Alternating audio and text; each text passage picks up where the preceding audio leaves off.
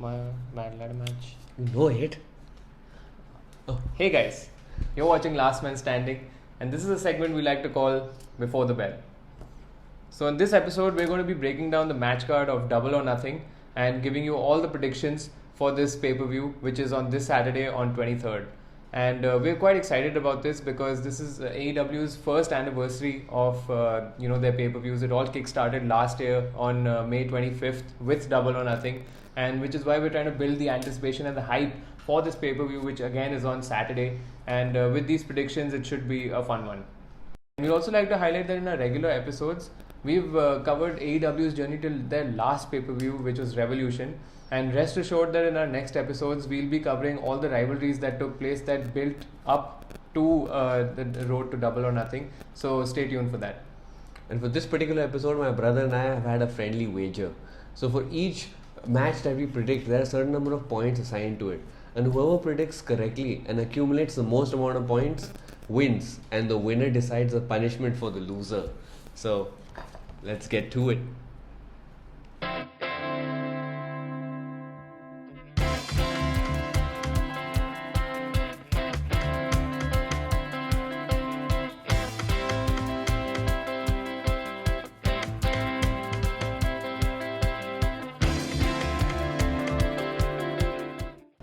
So we begin with the buy-in, the pre-show, which has a number one contendership match for the AEW World Tag Team Championship between Private Party and the Best Friends. And the winner of that match challenges Adam Hangman Page and Kenny Omega. So Shardul, who do you think is going to win on this one? I think it's going to be the Best Friends because they've been more frequently appearing on AEW Dynamite during this whole COVID period. And they've been killing it actually. They've climbed up the ranks and they're really high up. And quite frankly, they deserve it, I think. It's going to be the Best Friends for me. I would have actually agreed with you, but based on what I have seen on Being the Elite and some freaky vignettes of Private Party being attacked by a bear, and that was sent by and orchestrated by Adam Hangman Page, I think there's a bit of a story developing between Adam Hangman Page and Private Party, and those issues have to be resolved. So I think I'm going to go with Private Party challenging Adam Hangman Page and Kenny Omega to resolve those issues. So Private Party for me. Alright. And the next match is Britt Baker versus Kris Statlander. Sharang, what do you think? Well, it's got to be D.M.D. Dr. Britt Baker for me. She's a dentist, you know. So the fact is that she has had one of the most incredible heel turns that anyone could have ever asked for. She's completely changed her character. I think she is the face of AEW's women's division, and she's really kicked it up the notch with her promo work. She loves Tony Schiavone, and I think I'm just going to go with Dr. Britt Baker getting the win on this one. I'm going to go with the Galaxy's greatest alien, Kris Statlander. First of all, she's an alien, so this dentistry stuff's not going to work on her. And second of all, I think she's just way bigger and more skilled even than Britt Baker. I've seen them, both of them wrestle in the previous weeks, and I think Kris has an edge over her. So I'm just going to go with Kris Statlander. We'll see. So the next match is the casino ladder match, and this is a concept that they're bringing back from last year's Double or Nothing, where they had a casino battle royal to determine the number one contender for the AEW World Heavyweight Championship, and this time it's a ladder match, so it's going to be even more crazy, and the winner will have to retrieve a chip, and they would become the number one contender for the AEW World Heavyweight Championship. And some of the participants in this matchup include Darby Allin, Colt Cabana, Orange Cassidy, Rey Fénix, Scorpio Sky, Kip Sabian, Frankie Kazarian, Luchasaurus, and an entrant yet to be disclosed. And that entrant we'll find out at Double or Nothing. So for this particular matchup, there's going to be a separate point if you guess the mystery entrant correctly. And there's going to be a separate point if you guess the winner correctly. So first of all, I'm going to go and predict my mystery entrant. And this is totally dependent on if this match happens after the Cody Rhodes versus Lance Archer match, because I am predicting that Cody Rhodes is going to be the mystery entrant. He is going to enter this match. He's going to turn heel. He's going to be the Caesar of AEW that Jake the Snake has been promising that he is. He's going to use his EVP power. He's going to enter this match. He's going to get that chip. He's going to challenge for the AEW World Heavyweight Championship. Just in case this match takes place before the Cody Rhodes versus Lance Archer match, I'm going to go with the mystery entrant Brian Cage. He's a former TNA World Heavyweight Champion. He's been rumored to be part of the AEW roster. So I'm going to go with Brian Cage. As far as the winner is concerned, I'm a little confused. So I'm going to, in the spirit of this pay-per-view known as Double or Nothing, I'm going to roll the dice on this one. So I'm going to let the dice decide. Whatever number they have, nice. I'm going to go for it. So go for it. Let's see. Wow, 8. Entry number 8. Entry number 8 is Luchasaurus. So go Luchasaurus.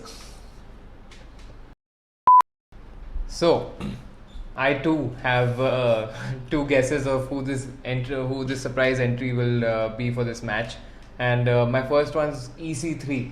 So EC3 has been rumored to come. He's rumored to be with the Revival, and who are now known as Fear the Revolt. Yeah, known as the Revolt now, and I really think he might make an appearance. The only reason he might not is that he was on WWE Raw, and they have a non-compete contract for about 90 days, and I don't think it's been that much time since he left. So in case he does come, I don't think he'll win. I think it'll be Frankie Kazarian, the underdog, the dark horse, who will win this match, because it's a really nice story to tell. Like, it's his, people think he's old, people don't think he has it in him, but he's actually pretty good, and he can actually go on this last final run to get his title shot on with whoever the champion is.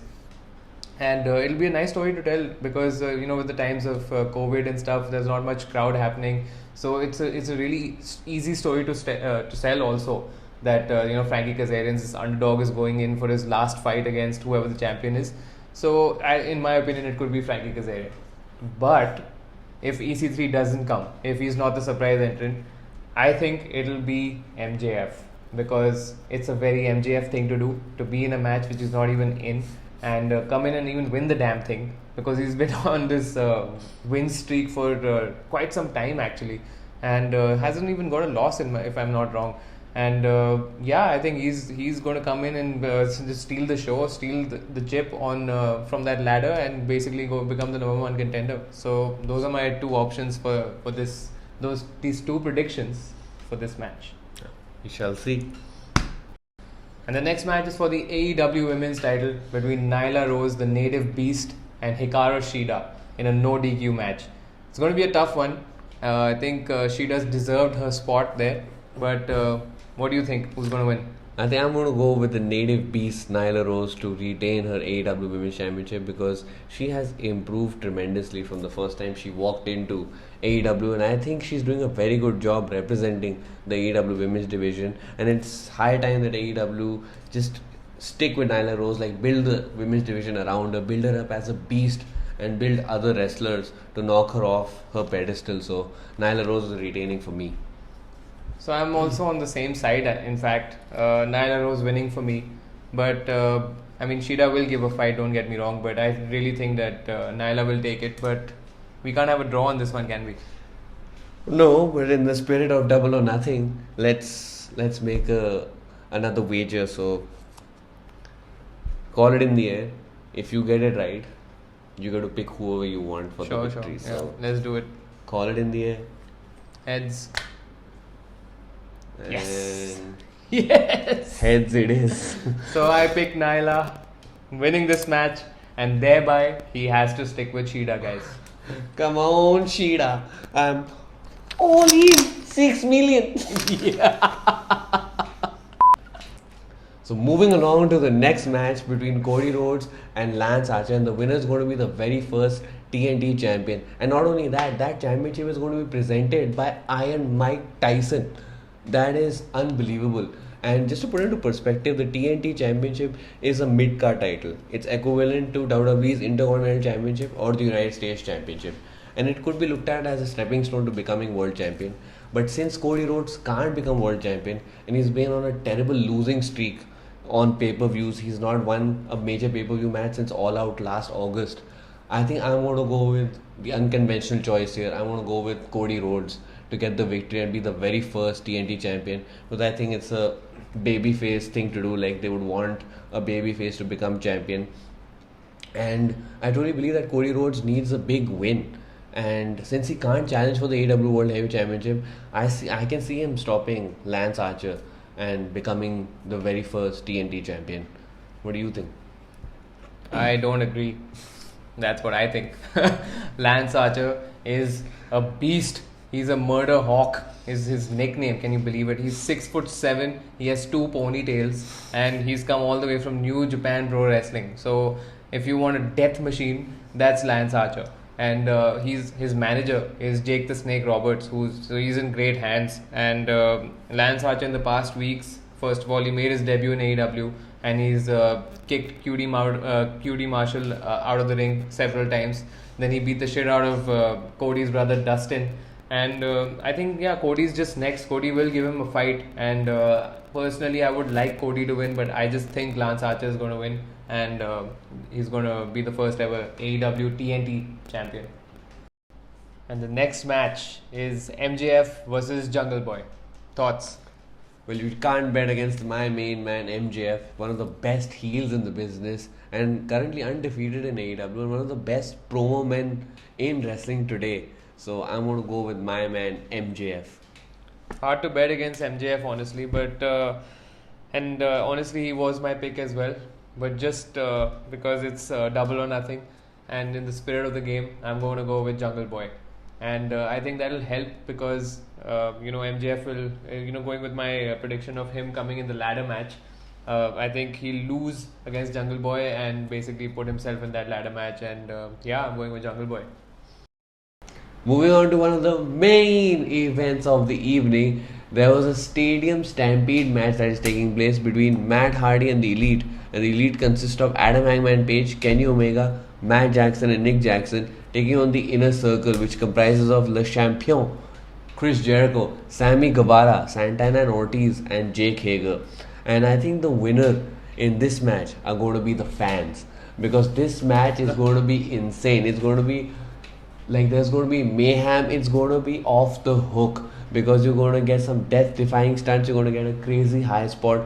They're going to try and outdo WWE's Money in the Bank. It's going to be insane. And I really believe that coming down to brass tacks, that Inner Circle is walking out winners in this matchup, because this is a fill-in for their match Blood and Guts that we were promised a couple of weeks ago, but that couldn't happen because of the pandemic.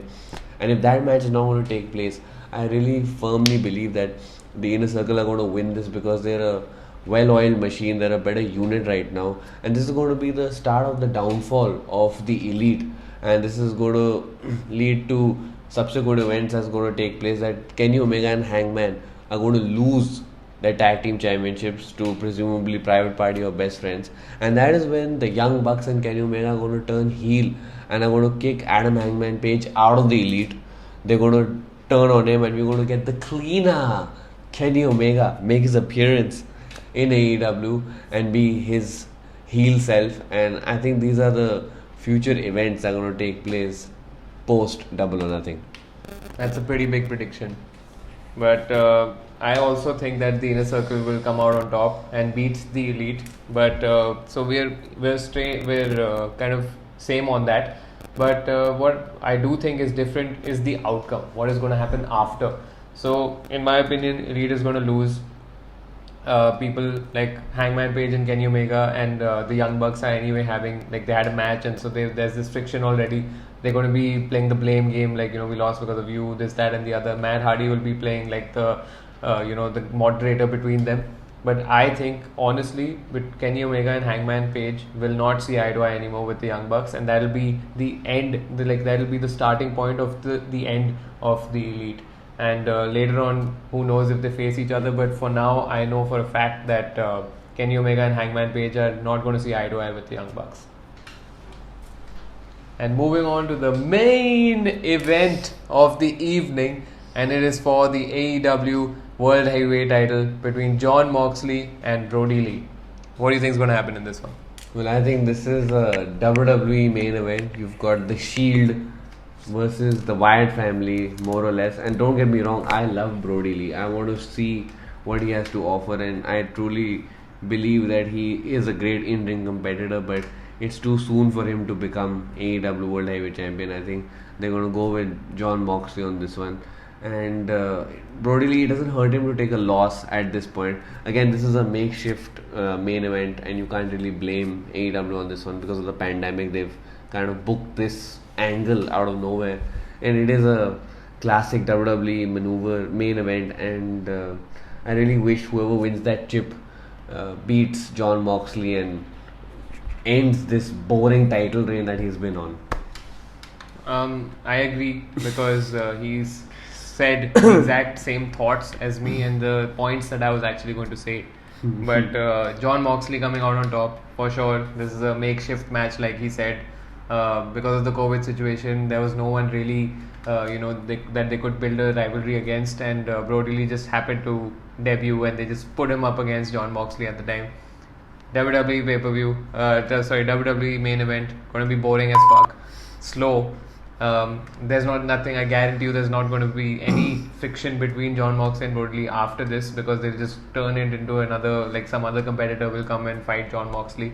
And I really hope that winner of that ladder match beats Jon Moxley and puts us out of our misery that we are watching, because Jon Moxley is champion, and it's one of the most boring reigns, I would like to say. Not entirely his fault because of the pandemic, but he's not really getting on. So it looks like they have a draw on this one. Yeah, fair enough. Seems like a fair deal. May the best man win. Don't worry, I will. We'll see about that. And don't forget Double or Nothing this Saturday on the 23rd, and you can watch it on watchwrestling.in, and you can subscribe to Fight TV also to check out Double or Nothing. And you better be all in with All Elite Wrestling. Hey, if you like that video, hit the subscribe button. And to know everything about All Elite Wrestling, you know who to call. We're the last man standing, and we'll see you.